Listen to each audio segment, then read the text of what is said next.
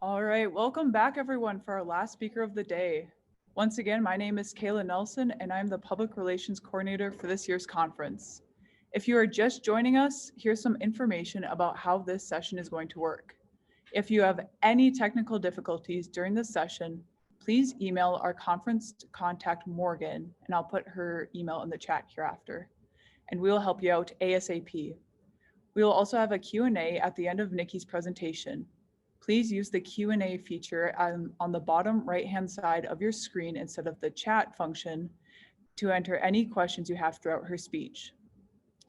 As the world fights an invisible battle with COVID-19, 3M has been at the forefront of keeping our healthcare workers and general population safe. I was planning to read some of the headlines 3M has been featured in since March, but I don't think picking just a few of them would do 3M's work justice. Although this is a new battle for most of us, Nikki McCullough studied the use of respiratory protection in the control of airborne infectious diseases for her doctoral work at the University of Minnesota, Twin Cities. She has been a pivotal person at 3M in occupational health and safety since 1990, both in the US and around the world.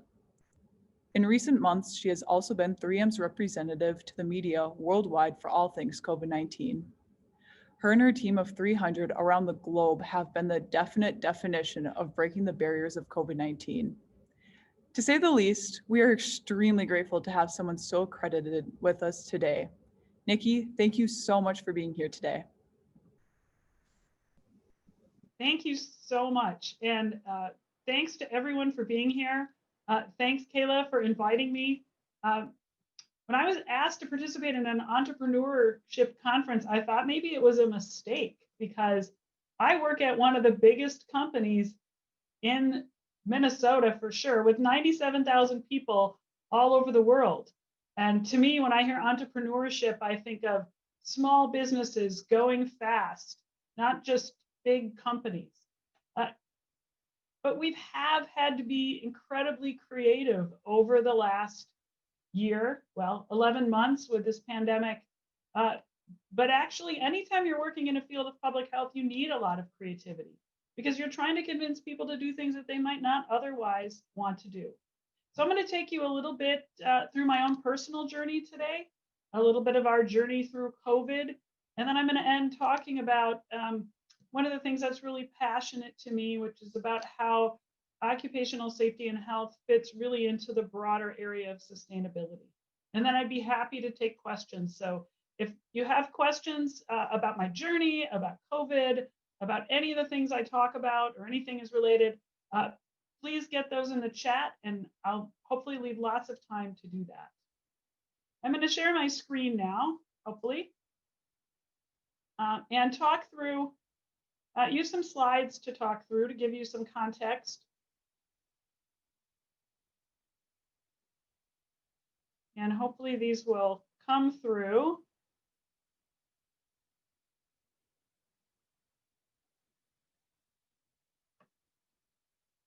So I've titled this Creativity in a Time of Crisis, Responding to COVID-19. I'm going to tell you a little bit about myself first. I was born here in Minnesota in the Twin Cities area. When I was in third grade, we moved out to Connecticut. My father worked in New York City.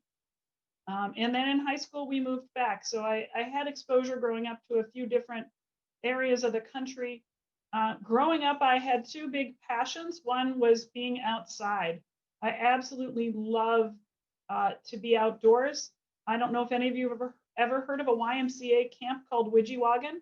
It's located in Ely, so a little bit north of Duluth.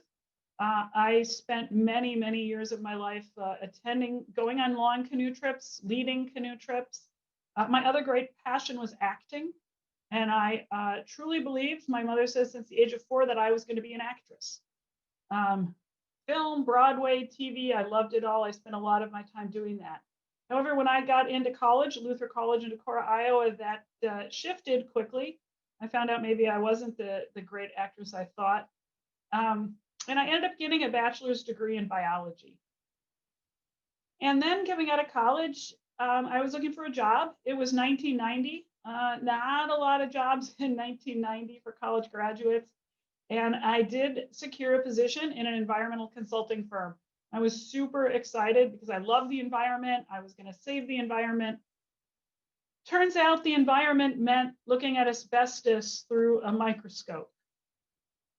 So that was it was a good learning experience for me. I don't like looking at things through microscopes for long periods of time.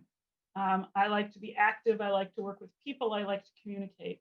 Fortunately, a couple of the people that I worked with were adjunct professors in the Environmental and Occupational Health program in the School of Public Health at the University of Minnesota in the Twin Cities. And they encouraged me to go ahead into that field. I really knew nothing about it, but I started out with my master's degree and learned all about keeping workers of every kind safe and healthy at work. And I found it was really fascinating. It involves a lot of training, a lot of education, a lot of awareness. So it was sort of a good outlet for my desire to communicate with people and hear myself talk a lot. Right when I was about to graduate and go out in the world and keep everyone safe and healthy, my professor, Dr. Lisa Brousseau, got a grant to do research on respiratory protection. And I'll talk more about what respiratory protection is if you're not familiar with it. You might have heard N95 over the last few months or seen people wearing cup-shaped things over their face. In the early 1990s, we in the United States were having an outbreak of multi-drug resistant tuberculosis, and it was killing nurses. And they really didn't know how to help protect these nurses. And respiratory protection was at the center of a giant debate. A lot of people thought that these respirators would help filter out the tuberculosis in the air so the nurses wouldn't breathe it in. But there were a lot of people who thought that there's no way that a bacteria could be taken out of the air like that. And so I started and did a great deal of research demonstrating that, yes, bacteria and viruses in the air can be filtered out like we can filter out silica dust or flour dust or wood dust. So I've been in this career for quite a long time. I'm also what's known as a certified industrial hygienist, and that is a certification that people in environmental and occupational health get. And it's really focused on understanding what's in the air, what's in the environment, and how it can harm people.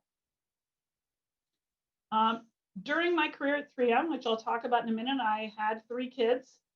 And so I was a full-time working mother, traveling the world until December. December was the last international trip I took.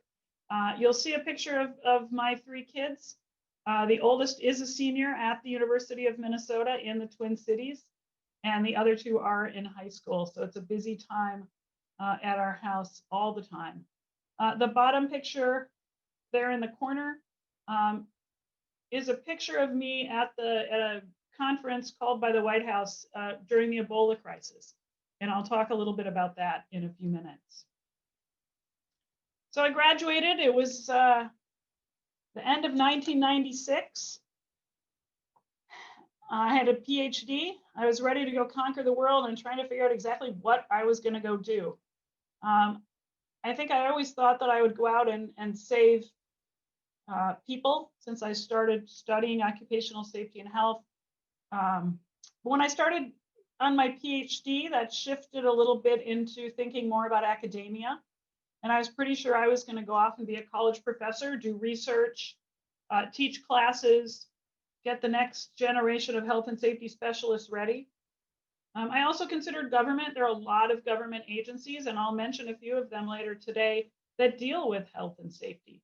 There's the National Institute for Occupational Safety and Health, which is called NIOSH, the Centers for Disease Control and Prevention, or the CDC, the Occupational Safety and Health Administration, OSHA, a lot of institutions. Private industry honestly didn't appeal to me that much. I didn't know if I was going to be able to help people working at a private commercial industry. But I ended up here. And one of the reasons that I ended up at 3M was because my husband had a job in the Twin Cities that he had just gotten. He had also just graduated and he didn't want to leave the area. But also the more and more I learned about 3M, and I went back for a number of interviews, is that 3M had such a broad reach and had such strong values that actually I am able to have a greater effect on the health and safety of the world's workers from the position I have at 3M than I honestly think I would be able to have anywhere else in the world. Not at OSHA, not at the WHO, the World Health Organization, not at the CDC. In my current position, which is I'm a technical manager and a regulatory affair manager. I've had other positions here. I lead a team of 333 as of this morning, occupational health and safety specialists in about 70 countries. If we want to help people become aware that noise can damage your hearing, we can do that very quickly in 70 countries. It is a huge reach, and we do have a lot of resources behind us. And I'm going to share a little bit about how we've used these resources during this pandemic. I've been here, I think, 24 years, which I never thought, one, I'd work at a big company. I never thought I'd work anywhere for more than 5 years. One of the reasons that I've stayed at 3M is because my job has never been the same year to year. Every year brings something new. Every year brings something exciting. Every year brings something very challenging. And for the last probably 13 years, I have spent usually most of the year traveling internationally. And I've been to some of the most wonderful places in the world. And I've also been places that I hope to go again to help people, but that I might not want to go on vacation personally because the conditions are not great. Occupational safety and health is a significant global issue. It's not a flashy issue. It's not a sexy issue. We don't hear about it that much on TV. Particularly now, we hear a lot about COVID, obviously how COVID affects individuals. But in a normal year, 2.8 million deaths around the world are attributed to work. And only a small amount of those are actually from accidents, from people falling off of buildings or dying in fires. Most of those deaths are because people get diseases at work, diseases like lung diseases, from breathing in bad things into your lungs. There are 374 million non-fatal accidents a year. It's a huge problem. And at the end, I'm going to talk to you about why it's so important to have safe and healthy workers beyond just the individual. I've been through a number of what we call X factors. The world's been through a number of pandemics. Nothing prepared us for what we've been through with COVID. As I mentioned, I started my career at 3M during the multi-drug resistant tuberculosis outbreak in healthcare in the US. Shortly after that, we had 9/11. We had anthrax going in envelopes into post offices. I've been with 3M through responding to not only the diseases that are shown here on the screen, SARS, MERS, avian influenza, H1N1. But we also help respond to natural disasters of all kinds, severe wildfires, volcanoes, earthquakes, cleaning up from hurricanes. Anytime there are things in the air that are hazardous for people to breathe through, or people need to wear equipment to clean up from a disaster, we are there helping, because we are one of the leading manufacturers of personal protective equipment in the world. And when I talk about respirators, for those of you who aren't familiar, this picture of Newsweek that says SARS across it, that's an example of an N95 respirator.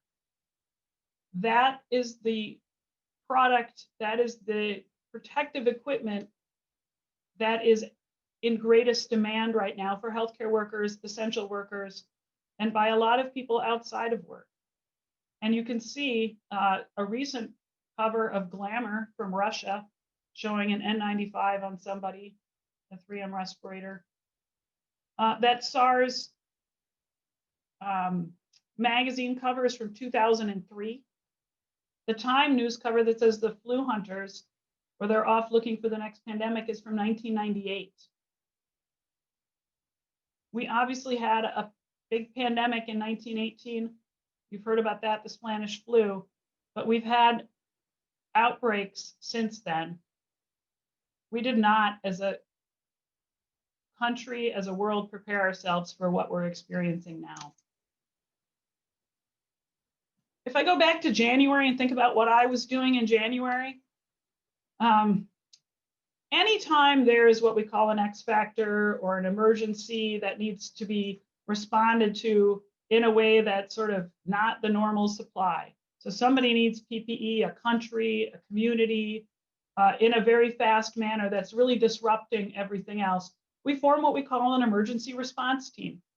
In January of 2020, we already had 2 emergency response teams going.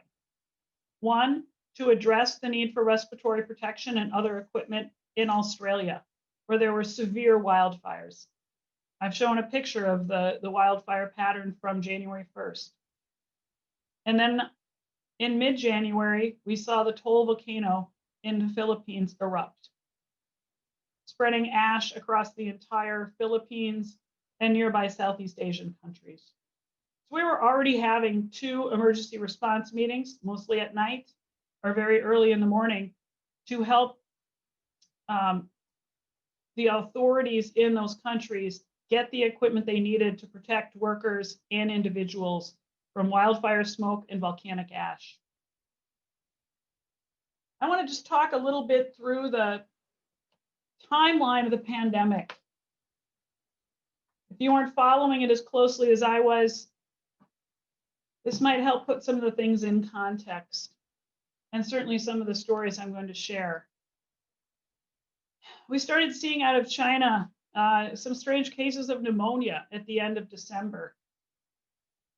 Because we do have to respond, and because I'm really passionate about health and safety and super interested in infectious diseases, I and a few others are always sort of watching what is going on around the world. Are we seeing any suspicious diseases? Are we seeing volcanoes start to erupt, the start of a big wildfire?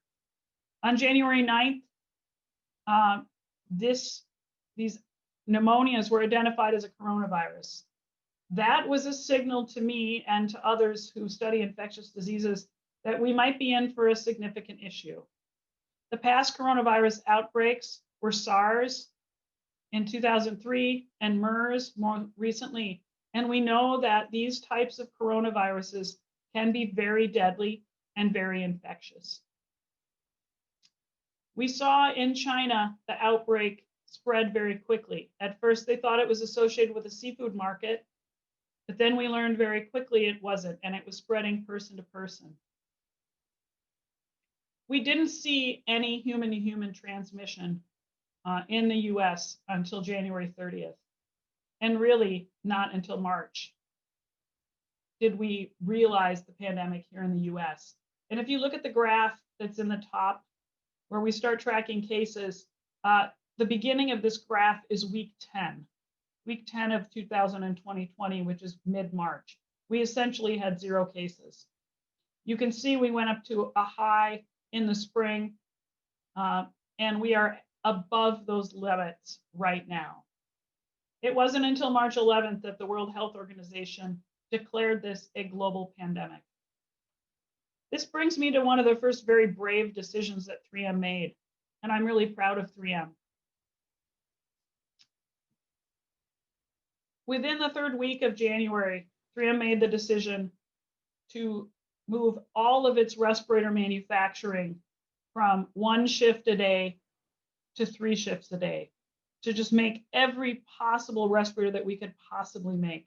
They did that when the pandemic was just an outbreak, when it was really constrained to just 1 province in China, the Wuhan province, and before it got anywhere else. we risked having a lot of extra respirators. And I wish to God we had a lot of extra respirators now. Right now, we don't.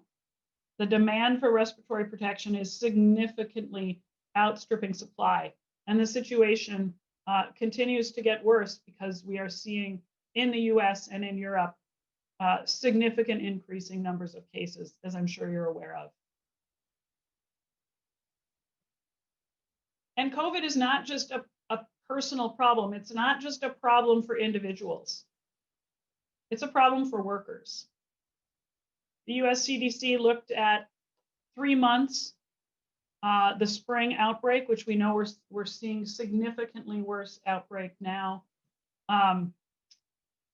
6% of those hospitalized adults, 6% of people sick enough to get hospitalized were healthcare providers. And 36% of those were in nursing. We have 27% admitted to an intensive care unit and 4% dying. Now, some of those healthcare workers did contract COVID outside of the healthcare setting, but a significant number of them contracted that at work. They got sick because of the work they were doing. I heard earlier this week in a call with the Minnesota Department of Health that Grand Marais, again, just north of Duluth, has a small nursing staff, but a number of those nurses are out sick with COVID, and they are facing a shortage of nurses to care for other COVID patients. And it's not just healthcare. We're seeing a lot of COVID outbreaks at work. As of October 24th, we've got 95 workplace outbreaks in Minnesota. And those are just among the employees. Those are not the other people, the customers that might have been at that workplace. We're seeing them in all kinds of manufacturing plants. We're seeing them in retail, and we're seeing it in office environments. Anytime people are needing to be close together. There are currently 172 investigations into 161 bars and restaurants in Minnesota.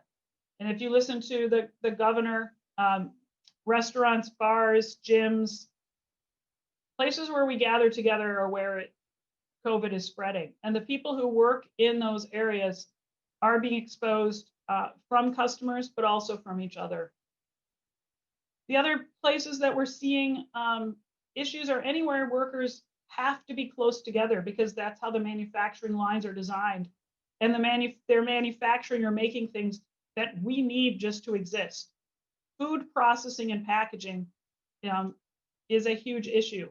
The picture on here is from a meat packing facility, but it's the same across all different types of food and beverages. The manufacturing lines, the processing lines, the packaging lines are designed for people to stand shoulder to shoulder. And with airborne transmission, they're breathing in each other's air all day long.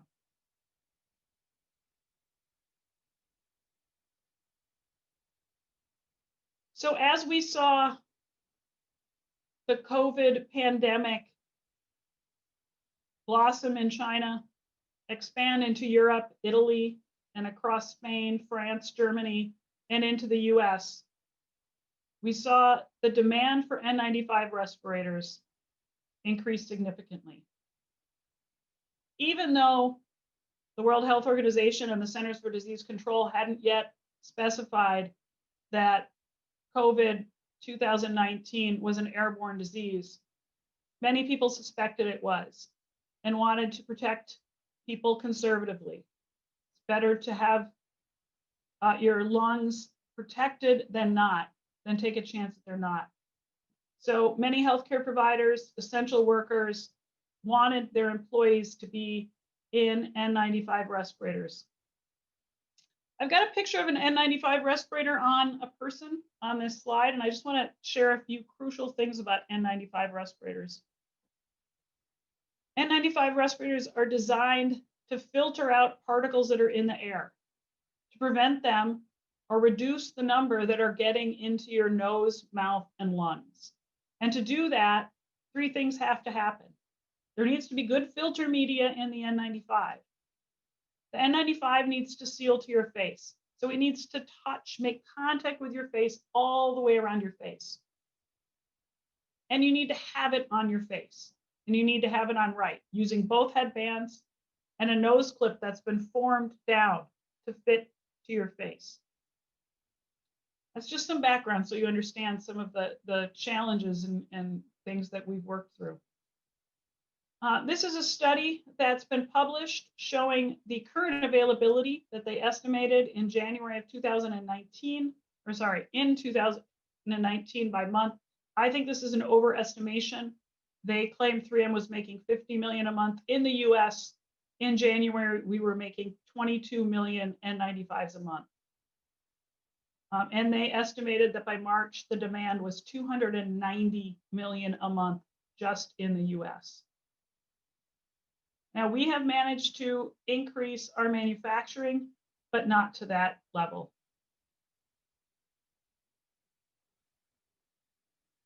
We've been making N95 respirators or the precursor to N95 respirators in the US since 1972. 3M had the first government-approved filtering facepiece respirator for workers back in 1972, shortly after a lot of our occupational safety and health regulations were enacted. But in a normal year, 90% of those respirators are used in manufacturing. They're used in food processing, in making buses, making airplanes, doing construction work, grinding, welding. What you think of as factory type jobs. And only 10% of them are used in healthcare. And really, they're only used in healthcare for very specific situations. If they do have a case of tuberculosis, if they do have a very unusual disease, or if there's a healthcare worker that isn't vaccinated for something like the chicken pox or measles. But the usage in a normal year is very low in healthcare. So when the demand in healthcare went from just being a tiny bit of the N95 supply to the vast majority of it beyond, the estimates have been that the demand went up 10 times, 40 times, 400 times, a huge demand. 3M had to respond in a number of ways. And I will talk through some of our journey. We had to increase capacity. We had to provide a lot of technical information. These N95s look really simple. Sometimes people call them paper masks. Sometimes just people refer to them as masks. They aren't, they're actually incredibly sophisticated health and safety devices. And there is a ton of technology in there. And 3M and other manufacturers have been working for almost 50 years to make them look simple. But in making them look simple, people have taken them for granted. So there's an amazing amount of education that we have to do. We've had to distill out government guidance. We had multiple agencies offering guidance on similar topics, and the guidance didn't always match. Trying to figure out if 3M was offering our products and our information in the right way, as well as helping healthcare and other critical industries use these products to protect their workers, meant a lot of reading of regulations and distilling them down into something that is understandable. We've had to do a significant amount of research. My team is really more of a team that provides awareness, education. Sometimes I think of us as evangelists for health and safety. We've really had to do significantly more research than ever before. And our research involves people. I mean, respirators go on people's faces. So myself and my team have been in our laboratories. We don't get to work from home. We're in our laboratories doing human subject research and other types of research every day. We had to support FEMA. FEMA decided to bring, through the Defense Production Act, bring 66 million of 3M's respirators that were manufactured in other countries or other populations here to the US to help support the response. Which is fantastic for American workers, except for a lot of those respirators came in boxes with only Japanese writing on them, only Korean. And the instructions were all in Korean. And the respirators were designed for facial features common in those countries. And the other thing we had to do was media response. And Kayla mentioned this. back in January, I was asked by 3M if I would be a media spokesperson for them, a technical face to the media. And that has been a very interesting learning experience for me. Most of my media engagements have been fantastic. National Public Radio, CNBC. I've had a lot of fun. I have had a few interviews that have not been very fun, where I've been asked questions that they were told were off limits. And I've had to learn how to navigate the media in this world when everybody needs a story and everybody needs it now. I must admit, I love doing the media, but I don't love those types of situations. So a little bit more on respirators and masks, just to help you understand the difference, because the terms, unfortunately, are used really interchangeably these days. But masks are intended to help reduce what might come out of your nose or mouth. I've got a few examples here. This is a mask. It's a cloth mask. It's a cloth face covering. It fits loosely to my face. And when I breathe, a lot of the air goes in and out around the edges. But if I cough or sneeze, this is going to catch the big stuff, like a tissue. These cloth face coverings, like many of us are wearing, and please keep wearing them, are designed, they are not regulated. There's no performance. They're really there to cover your cough. But respirators are designed to be sophisticated, regulated health and safety devices. And they are designed with very, very specific performance parameters so that they can filter out particles of all sizes when you breathe in, whether you're sitting down and just breathing really slowly, or whether you're working really hard, almost jogging. And so they are tested at what we consider worst case conditions, so that when you get an N95 certification, that respirator can filter out particles of all sizes with 95% efficiency, whether they are submicron particles or whether they are really large particles. But as I mentioned before, the key is that it needs to seal to the face, and people need to keep it on their face. And these are regulated by multiple different organizations. The Occupational Safety and Health Administration, OSHA, has jurisdiction over all workplaces: healthcare, mining, winemaking, dentist's office, on how you use PPE, how you use respiratory protection. But we've seen a lot of other agencies involved. The Centers for Disease Control has certainly been center stage in offering guidance. The National Institute for Occupational Safety and Health, NIOSH, approves the respirators. The Food and Drug Administration has some jurisdiction over devices that are used in medical settings. And this has been very confusing when we have 3, 4, 5 agencies all issuing guidance on how to protect employees, and the guidances don't always match. A little bit about some of the things that we've had to do to expand capacity. We didn't just turn our machines on. Turning a machine on to go from 1 shift to 3 shifts when making respirators isn't as easy as flipping a switch. It involves significantly more raw materials. So we had to get in 3 times as many headbands and 3 times as much filter media. But we also needed 3 times the people. We had to hold job fairs. And some of the areas where we manufacture respirators, there isn't a whole bunch of unemployment. So finding people to work in our factories has been really challenging. And these people have worked through weekends, through holidays. They'll probably end up working all the way through our winter holidays as well to try and expand capacity. We've had to build new factories. We've had to add on to our factories. And every time we add a new manufacturing line, every time we change a headband, maybe our headband manufacturers out of white, but they can send us a blue headband. That involves a regulatory submission. That involves a lot of legal paperwork to ensure that those respirators are compliant with the NIOSH performance specifications. And in a matter of a very short period of time in the United States, we've been able to go from 22 million a month to 95 million a month.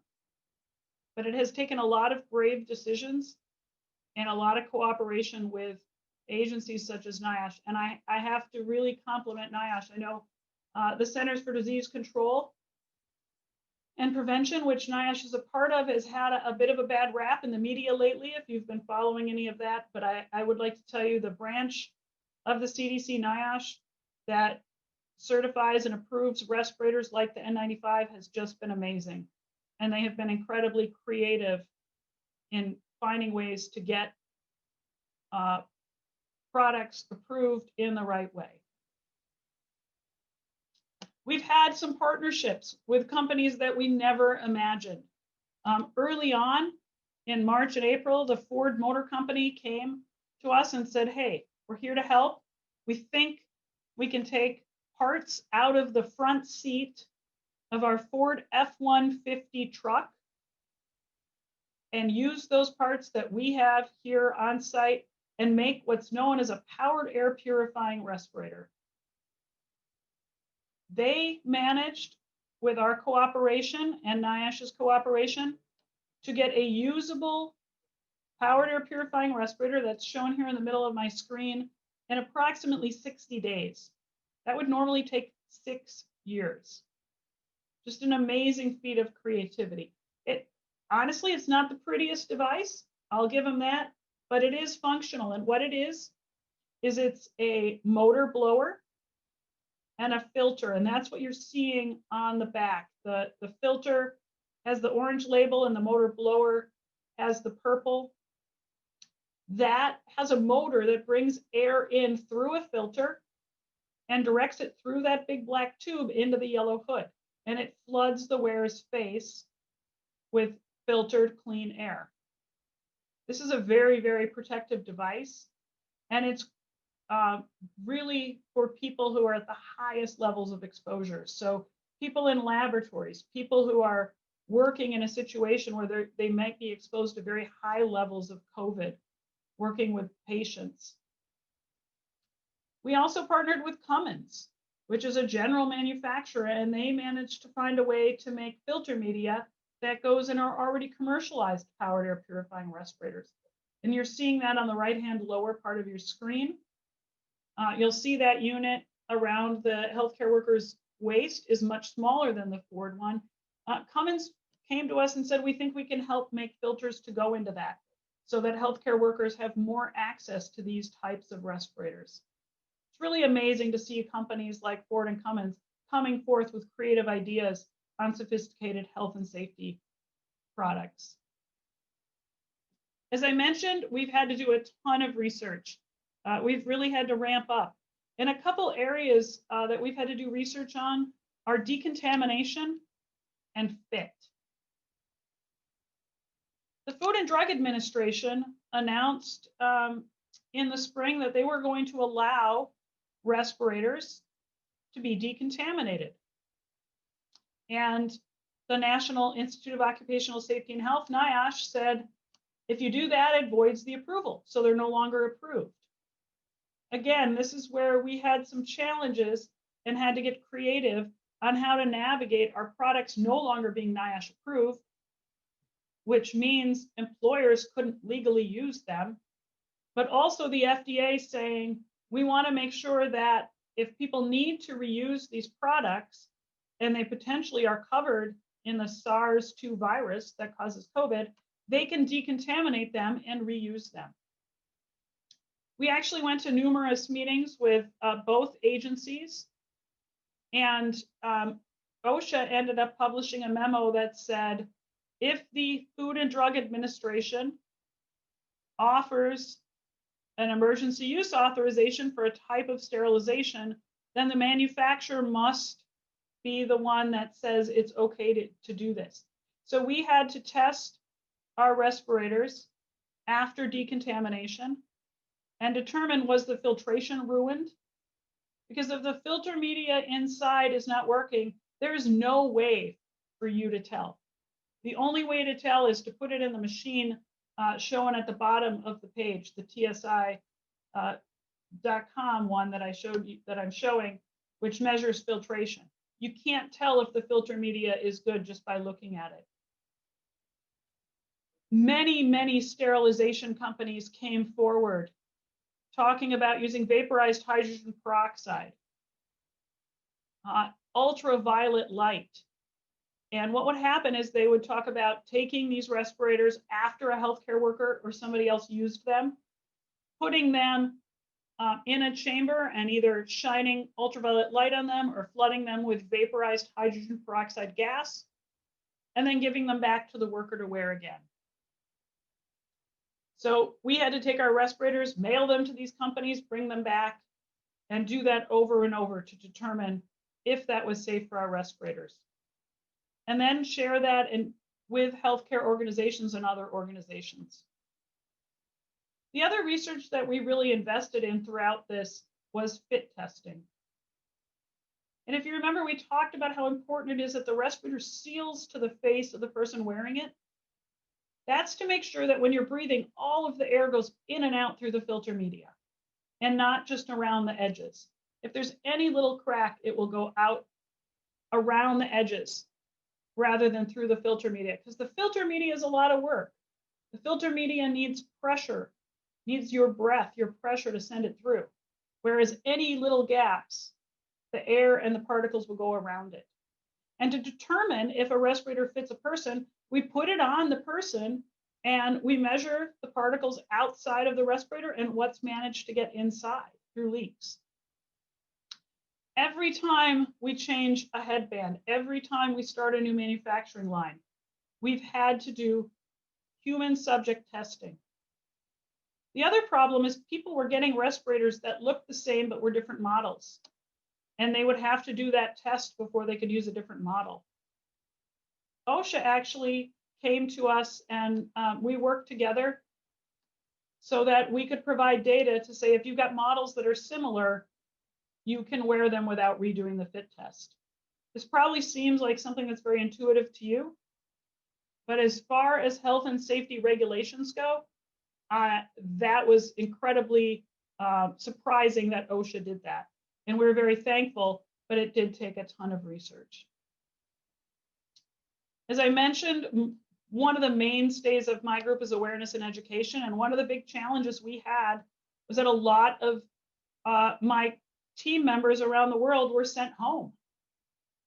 They weren't at the office anymore. They were sent home in January, February, and March. But their populations, their healthcare workers, their essential workers, the general public, the media still needed technical information. Because we have a lot of resources here at 3M Center, and because we have a lot of space, we were able to still have select individuals come to work. So one of the things that we did was we would find native speakers of Italian, of Mandarin, and we would record videos here, pretending almost that we were in that country, speaking about their laws, their regulations. We would produce them and send them over so they could share them with their workers, and so that their government agencies and their customers there really felt like that was developed for them. They had no idea it was developed in St. Paul, Minnesota. I already mentioned a bit about the media attention, but there has been a lot of media attention at 3M, not always favorable, quite often actually attacking us for not doing enough, attacking us for also supplying other parts of the world. That has been personally challenging for me because I'm really proud of what we've done. I see my teammates, I see my colleagues working 18-hour days, 7 days a week still, and to see us bashed in the media because we're only making 95 million a month, or we're not making enough videos, we're not doing enough research, is really frustrating. But I've learned that I need to just focus on the good things that we're doing. Focus on all the people that we are helping, rather than get caught up in the media's negative attacks on us. That said, we've had a lot of really good media as well. We've had a lot of partners trying very hard. You'll see CNBC, the host there up at the top of the screen. After she did her story, she let me teach her how to put a respirator on, and she actually put that out on their web so that anyone who needed to know how to properly don a respirator could do that. We've had some fantastic media partners who do understand the importance of getting science out to the community and technical information out to the community. And fraud and counterfeit has been a huge problem. Pretty much every week, if not every day, I have people call and say, hey, I can get 8 million 3M respirators for $7 a piece. And I have to tell them that despite how valid the offer looks, that's probably not a real offer. With the demand we have for respirators right now, and really the government's helping and purchasing to get respirators where they need to be, our close control of respirators, any offer that looks too good to be true is probably much too good to be true. So we had to do something we've never done before, and we had to do it very quickly. We had to set up fraud and counterfeit hotlines everywhere in the world. So when people had concerns that they had a fraudulent respirator or a counterfeit respirator, or they were being offered something fraudulent, they had somewhere to go. We had to hire people, train them, get them on phone lines, get them lawyers, get them technical information in an incredibly short period of time, again, in multiple languages all over the world. We are now able to prosecute people. You'll see in the middle, Hong Kong Customs just seized probably the largest haul of fake 3M N95s we've seen. But we're able to help protect people because many of these fraudulent and counterfeit respirators just look like they're real respirators, but they're missing important components like filter media. So if people get a hold of them, they might think they're protected, but they're not, or they don't fit well because the bands aren't right, or they're missing an important component. And we also have 97,000 employees that we're trying to keep safe and healthy. And we could have some of them work from home, but we couldn't have all of them work from home because then who would make the respirators? And we make other critical healthcare components as well as other filters that go into pharmaceuticals where they're helping with making, or they will help make vaccines, hand sanitizer, along with the health and safety equipment. So our corporate health and safety committee has been incredibly creative. They've done a lot of modeling. They've reached out to some of the scientists at the University of Minnesota in particular, because the University of Minnesota has a fantastic public health department. Along with CIDRAP, Dr. Osterholm has been incredibly supportive and a wonderful resource for us. But we had to take a lot of interesting steps to try and keep our employees traveling. We've changed ventilation systems. We've done rotating shifts. There's signs everywhere, even though there's only about 50 of us in this building designed for thousands. They've done a lot to take care of us. And before I wrap up and take questions, I want to talk quickly about something that's really been a guiding principle for me, a guiding light over the last few years, and that's sustainability. I've always been interested in sustainability, even before I knew what sustainability was, because I loved being outside. I love the boundary waters. I love nature anywhere. I was very active in college in environmental groups. And until a few years ago, my view of sustainability was really too narrow. It was really around recycling. It was around energy. It was around climate change. I wasn't thinking broadly enough. What changed my mind was I was in a factory in Dubai, in the United Arab Emirates. And I was talking to the factory owner. They made fire extinguishers and other fire programs, and their health and safety was horrible. The working conditions were some of the worst that I've ever seen. And I've traveled across many, many countries. And I was talking to the owner of the company about his individuals, his employees, and didn't he care for them? And it was quite apparent that was not his goal. Finally, I asked him, do you want to be able to supply outside of Dubai? And he said yes. I said, with the health and safety record you have, nobody will buy from you outside of Dubai. You won't be able to sell to America. That's just not acceptable. And all of a sudden, he got very interested in what I was talking about. It's not quite exactly this, but it made me realize that I needed to stop just talking about individuals and talk more broadly about how we have sustainable communities, how we have sustainable economies, and how companies can have sustainable work. So if you're not familiar with the United Nations Sustainable Development Goals, I encourage you to become familiar with them. These are 17 goals that are interlinked, and they are there to help guide companies, communities, countries towards a sustainable economic development. For me and the work that I do, there's 2 targets that are really important. In Goal 3, Good Health and Well-Being talks about sustainably reducing the number of deaths and illnesses from hazardous chemicals and air pollution. That's what we try to do with our respirators. And Target 8.8 talks about safe and secure working environments for all. I didn't talk about all of the other personal protective equipment that 3M makes. We have a broad range from fall protection to hearing protection.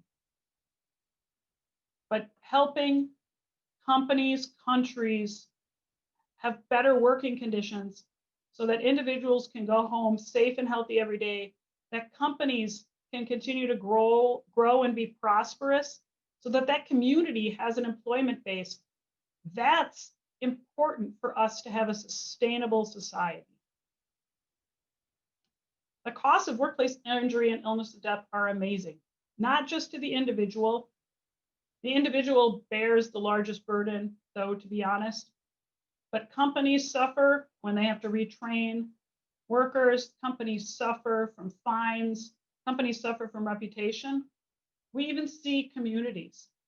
There are certain countries in the world where large corporations are hesitant to invest for economic development because there are no health and safety laws, and they can't risk having workers die or become ill.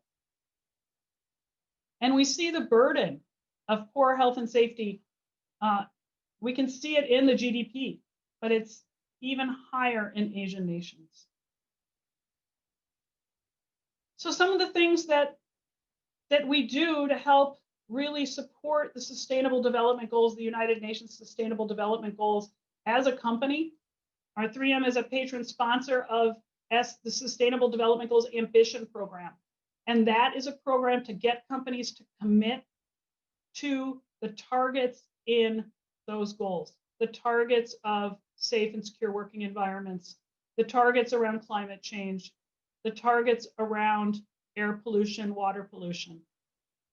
We also do speeches. I've given a keynote speech on this topic in many countries of the world, and not just talking to health and safety professionals, talking to economists, talking to people who are writing policy, talking to industry associations.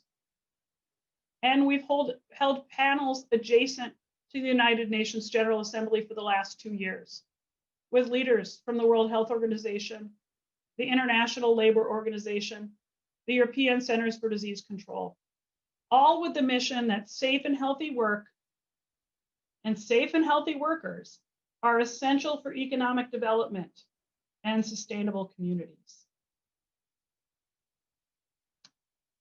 That's a little bit of my story. Hopefully you've seen some of the creative things that we've had to do.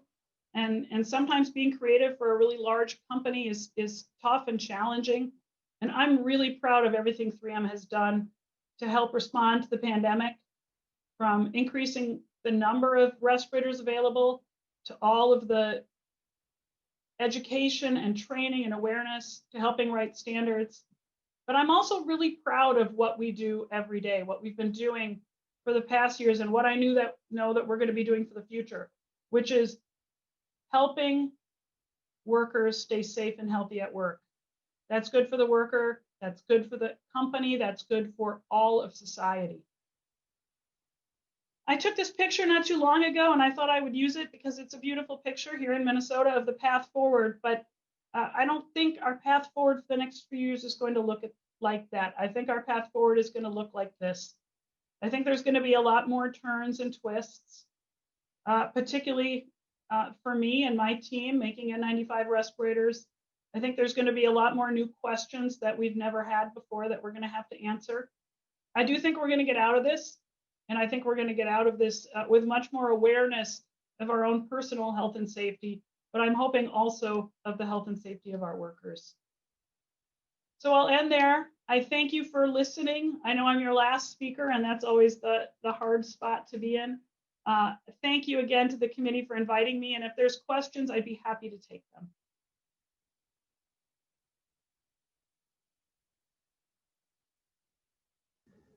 All right, if you have any questions for Nikki, please throw it in that Q&A button on the bottom right.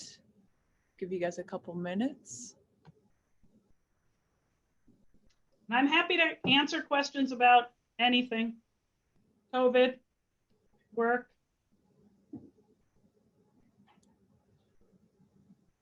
While we wait, Nikki, I have a quick question about like these kind of masks. Like I bought this at Old Navy, I wear it out in public. Is this truly like something that's going to help block COVID from me, or should I have something that has like a nose pinch thing in it? Would that be more beneficial? So the cloth masks, I've got some here too that I wear. These are probably more likely to help, like I said, reduce things that you cough and sneeze out. Mm-hmm. They're probably not going to help reduce what you breathe in, because there's really no filter media in here. And again, it's probably not going to seal to your face. They just aren't designed like that. Having a nose clip is helpful, particularly if you're wearing sunglasses, it won't fog. It does help keep anything that you're coughing or sneezing, but you need to still stay 6 feet away from people and be in open ventilated spots. And if you're, a healthcare worker or something, you need to be talking to your employer about ways that you can, if you know you're going to be with someone who has COVID, this probably isn't going to be enough protection. But it is, they are learning that if we all wear them, that's less particles that are in the environment. That's better for everyone. Perfect. Thank you so much, Nikki. We have a question here that says, how long do you think the worldwide recovery from COVID will take? Oh boy, if I could answer that, I could make $1 million and I'd buy a lottery ticket. I think it's going to be a few years. I think it's going to be in stages. So, the vaccines are looking promising. I think it's going to be still a few, probably 6 months before they're able to get vaccines to healthcare workers and then really our most vulnerable populations. So somebody like myself maybe won't get a vaccine for a few years. But the more people that get vaccinated, when the summer comes around and we're able to be outside, I think, that will help. But I think the next few months are going to be really, really tough. And so I encourage you to follow all of the restrictions. It's hard, but I encourage you to do it. And I think it is going to be different in a few years. I was working professional with a 2-year-old when 9/11 happened, and I thought that was going to change everything drastically forever. And it has. It has changed things. But it doesn't feel as different as I thought it would. You guys are probably, or many of you are probably very used to going through security, right? We didn't have to used to go through security. Now it just seems normal. We used to go meet people at the gate. Now I'm used to meeting them after security. That seems normal. So I think that we will get into a place where maybe we are a little bit more aware about infectious diseases, and we're a little bit more willing to stay home when we're sick. or, to monitor our own personal health. Hopefully we'll have a good vaccine and we'll all be really excited to go get it once or maybe twice a year. But I think that eventually we're going to get to a place where we are traveling again, we are having parties, we're going to restaurants, and it'll be a little bit different than the way we remember it, but I think we're going to get back to what we consider normal. That is very good to hear, let me tell you that. Our next question is, what is the best piece of advice that you have been given from a career standpoint?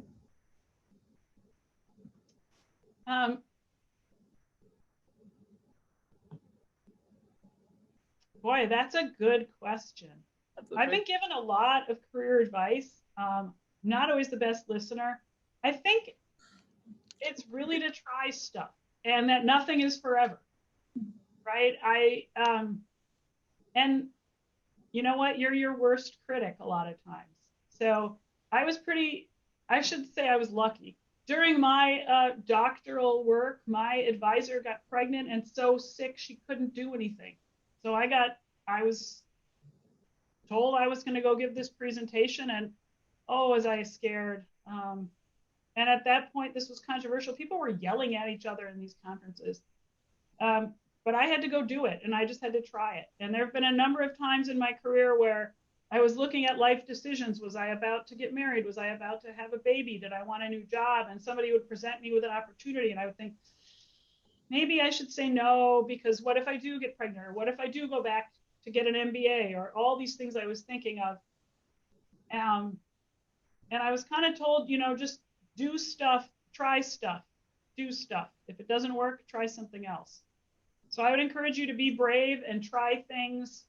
But I think it's really important, if you have the luxury to do it, and not everybody has the luxury to do it, to make sure there's always part of your job that you're really passionate about.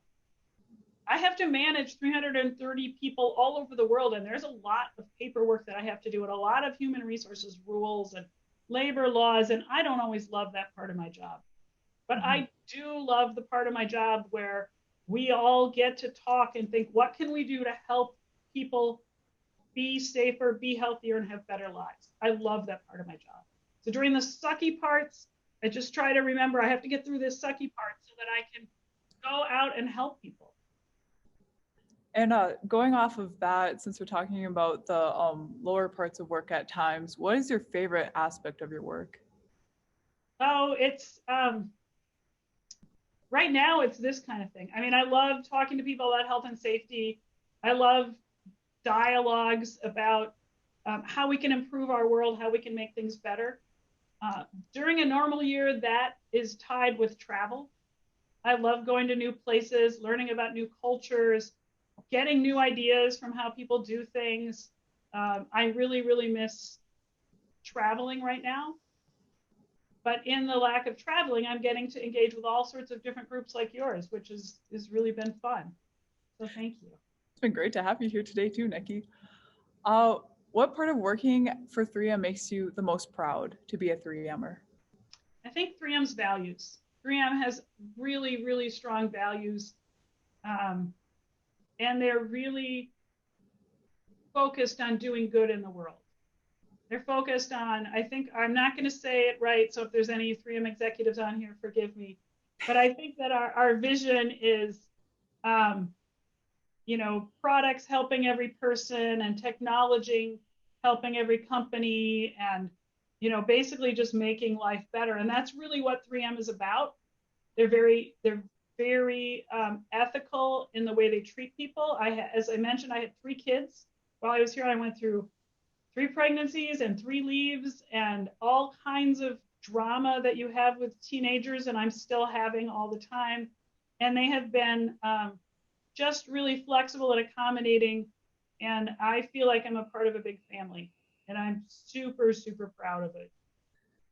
I can hear that in your voice. Kind of pivoting here, as one does in 2020, how would you say the presence of a pandemic has changed the way people think of healthcare and emergency preparedness? Oh, wow, that's a great question. I feel like one of my coworkers is on here. I think a lot of us in the US, I'll frame this to the US. I think a lot of us, a lot of people took healthcare for granted a little more prior to this and felt like healthcare was there whenever we needed it. It's a huge luxury for the US, even though maybe we don't have the most ideal healthcare system, but a lot of people can get to the doctor when they needed to. We didn't have the waits for elective procedures that they see in other countries. And now we're learning that that's not altogether true. Even though we have, especially in Minnesota, we have an abundance of some of the best healthcare resources in the country. Between our university system and Allina Health Partners, Mayo Clinic, and when I start hearing how many healthcare workers are out sick and how that is affecting healthcare, I think we're learning we can't take it for granted anymore. With pandemic preparedness, I think we're learning that we as a community, as individual citizens and as individual participants in society cannot just assume pandemic preparedness is happening. And we can't just assume it's somebody else's problem.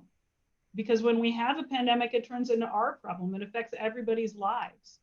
So we think about, okay, that's part of the government. The government should be stockpiling, and the government should be doing this. We need to make sure that we're advocating for that in the future, so that the supplies are there when we need them, or that we're ready to ramp up, or at least we're all aware of the situation. Absolutely, and hopefully we can see that here in our lifetime. Here we go. All right, in your opinion, Nikki, what was the most challenging obstacle 3M has had to overcome in the appearance of COVID-19? We've talked about like production lines, meeting demand, finding the right fit for everybody, quite literally and figuratively. So what's been the most challenging obstacle out of all of those? I think, and I will say that this is my opinion. I'm a 3M employee, but a lot of the opinions I've shared are not necessarily official 3M opinions, because 3M doesn't have official opinions on a lot of this. I would say getting respirators where they need to be and with the right information has been a really big challenge.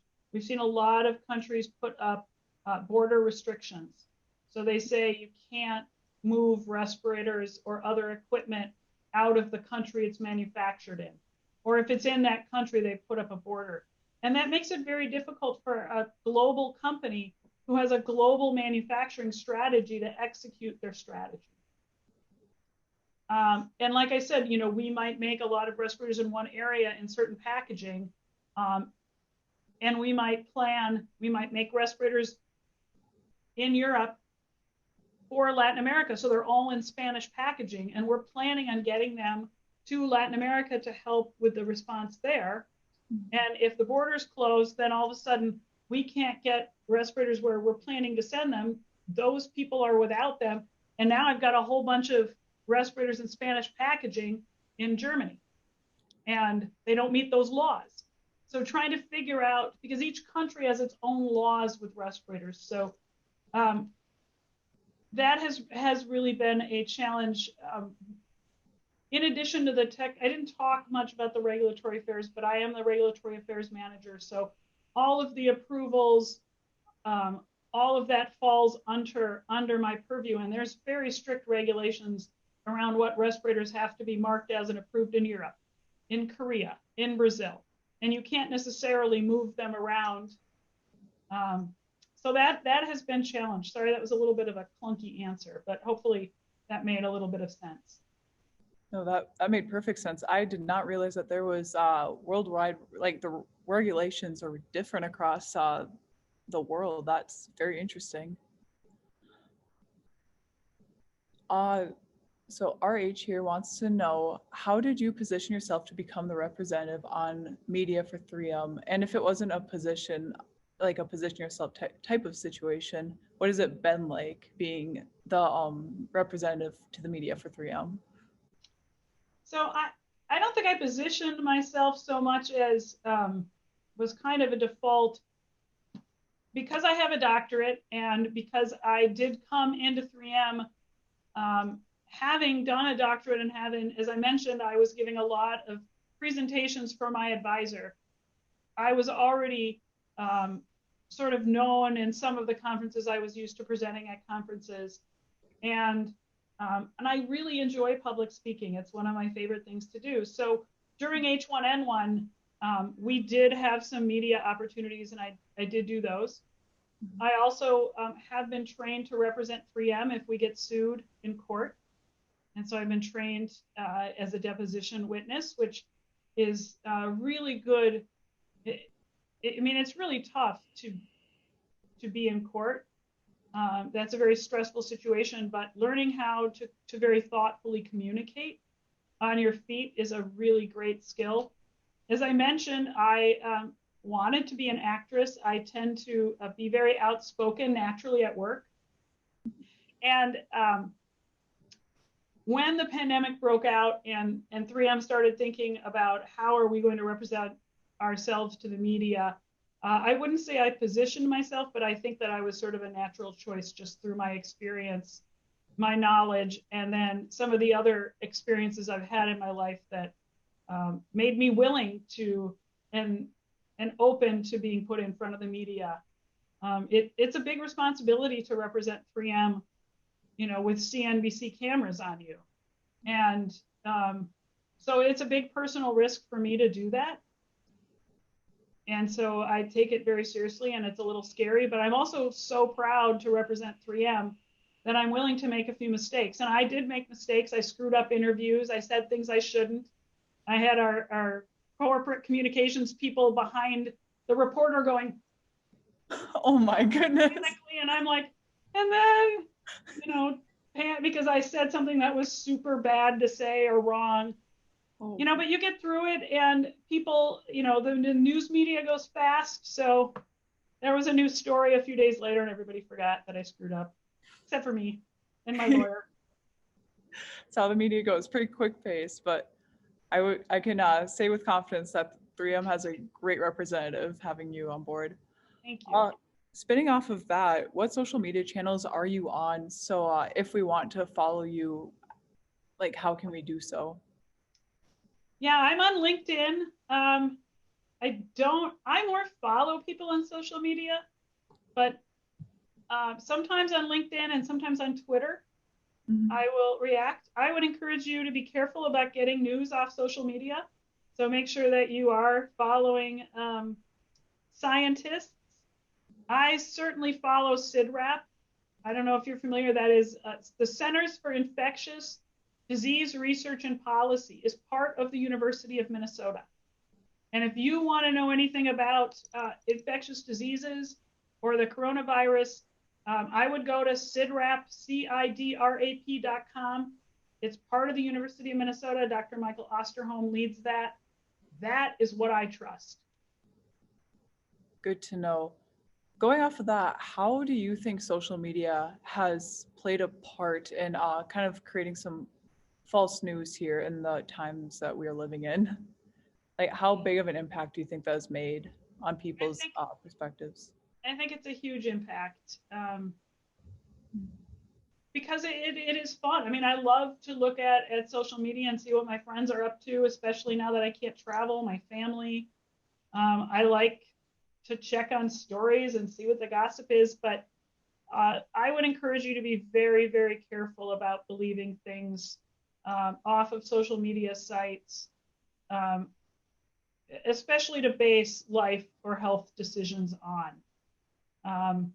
I would go to the actual website of trusted sources and make sure that you're getting it from directly from someplace like CIDRAP, someplace like the Centers for Disease Control, rather than a reposted media article.